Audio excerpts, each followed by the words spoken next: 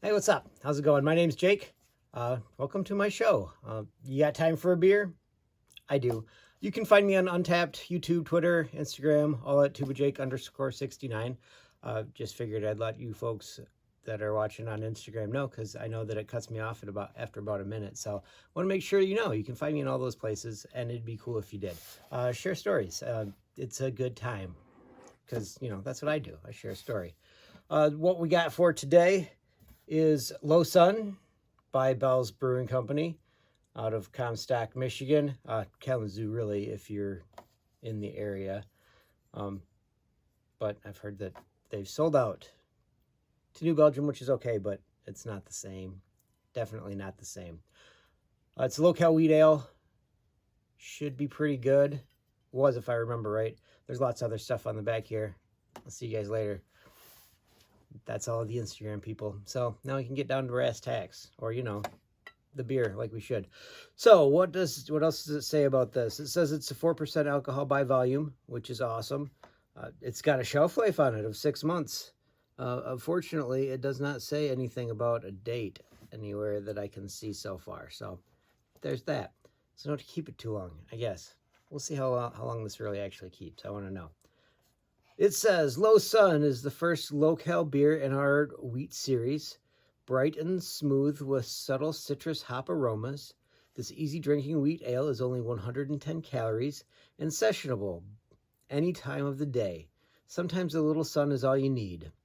And with it being wintertime right now and super stinking cold, sun is a little bit of what I needed. So I'm happy about this. And I like the throwback art. That's kind of neat looking. So yeah, let's give this guy a shot.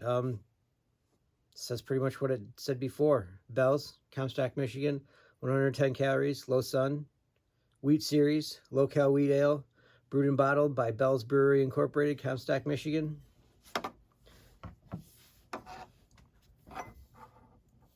Siri's trying to butt in our conversation.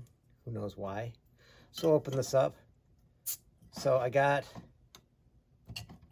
like everybody in my family, a new bottle opener for Christmas. I don't know how much everybody appreciates it, but who doesn't appreciate a nice bottle opener? Especially when it looks like brass knuckles. Super handy. Everybody needs a pair of brass knuckles, or a bottle opener. Drinking it out of the Northern Oak Brewery glass. Unfortunately, this place no longer exists. Well, the building exists and there's a brewery there, but it's not Northern Oak Brewery anymore from what I understand. So I was following them on Facebook and they said, yep, the rumors are true, we are closing. So, unfortunate, but I got to go, so that's kind of nice, right? Okay, so wheat beer. So I would expect something a little bit cloudy and pale. Pale, good. Cloudy, this beer is cold, and it should be, I think it should be more cloudy than this, personally, just because it's a wheat ale, and wheat ale should be cloudy. But people think of cloudy beers now, and they think of hazy IPAs, and this shouldn't be a hazy IPA. This should be a lot more like, say, Oberon, as compared to, I don't know, just about anything hazy. Maybe we'll go with Official, since it's the same brewery. But this is not exactly what I was expecting when I poured this out. So there's that. What is it like? I can smell the wheat and the hops. So it did say that it was hoppy.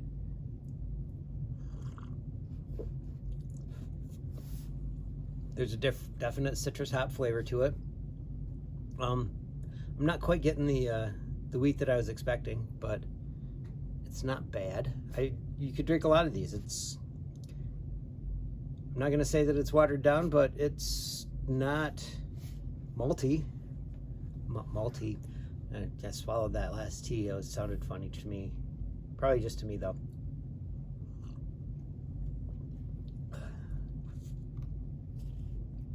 Tastes real good. Could definitely drink a bunch of these. sessionable, like they said. Yeah. What kind of beer does it remind me of? You expect like Oberon, but it's a lot closer to like a Hell's Lager, something that's light but hopped.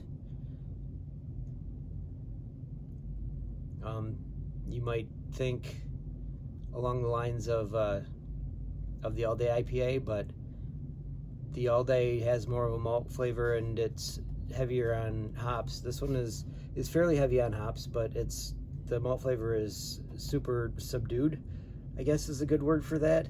There's not a lot of malt to it. It's a lot of water, which sessionable. You can drink a bunch of these and it'll actually feel like you're getting water, which is nice because when you're sitting out in the sun, say by the pool, this would be a great beer to have for that. Absolutely. For sure.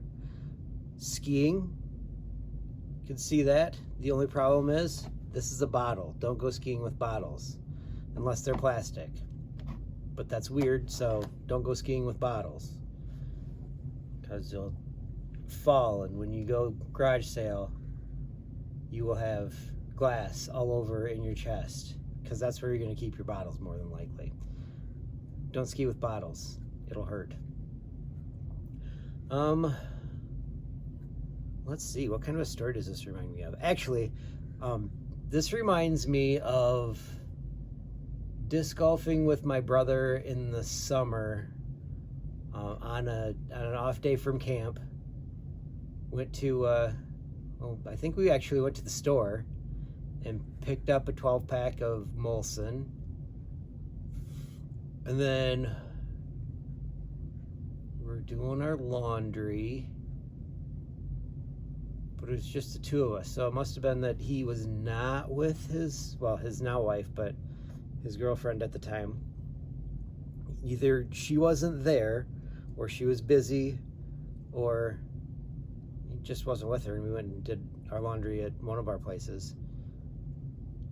So while the laundry was running, we went out and played disc golf. So we got this 12-pack, right? And we're dragging it around with us. Sat down on hole, what one is that? Over by the railroad tracks, where you don't go over the railroad tracks, but they're on the far side of the course. There's a big industrial complex back there. Ooh, that almost fell down. Big industrial complex back in there. So overlooking this industrial complex. So we just sat there and drank 2 or 3 beers apiece. It was super relaxing. It was a nice warm summer day, sitting outside, no shoes on, sun's beaming down. That's what this reminds me of. Just an awesome summer day. Yeah, it was a good day. Although I did step on a bee, and that sucked. But that's not what I remember, mostly. Mostly I remember sitting on that hill, drinking a beer with my brother there next to me. It was good. It was real good. Is there anything else this reminds me of? I don't know. Those beers that you drink that make you feel less drunk, I guess. Usually it's not the beers that do it, it's the situations that you're in. Like when you get back from your buddy's place on some Thursday evening because you've been out and doing all kinds of other fun stuff, drinking at your friend's place. You walk home because your home is within walking distance, because college is amazing like that. Then you decide you need to go to the grocery store. So you go to the grocery store, not having had too many to drink, but just enough to make sure that it's the end of the night. So you go to the 24-hour grocery store in your van. You get there, you get the things you're looking for. A little bit of cheese, some pickles, a couple of Gatorades, because, you want to end your night right. Walk back out to your van, have a seat, and notice there's some Indian dude sitting in your back seat. Whew. That'll wake you up. Now you got to remember this is a full-size van, right? So there's a lot of space between me and him. And there's kind of a bed couch thing in the back too. So it probably did seem like a really nice place to lay down. The biggest problem with that van is that the doors really didn't lock. Like you could lock them, but they were really super hard to get unlocked. So it's not worth, and there wasn't anything really in there worth stealing. So I just didn't lock it. And then at one point, the one post got bent, so it didn't lock anyway, which made it a lot easier for that guy to slip into the van after I went in to go get my pickles and Gatorade and cheese. Pretty sure those are the things that I was getting. So I screamed and yelled at the dude to get out and ended up driving him home. Nice enough guy. He was just like super drunk, had been dropped off by a bus from the casino to Meyer there in Mount Pleasant and climbed in my back seat. Who knows why? It wasn't even all that cold out. Somebody was probably just like, you got to get out of here. So he went and hid. Maybe I'm his story. That'd be neat. I wonder what parts of that story he remembers.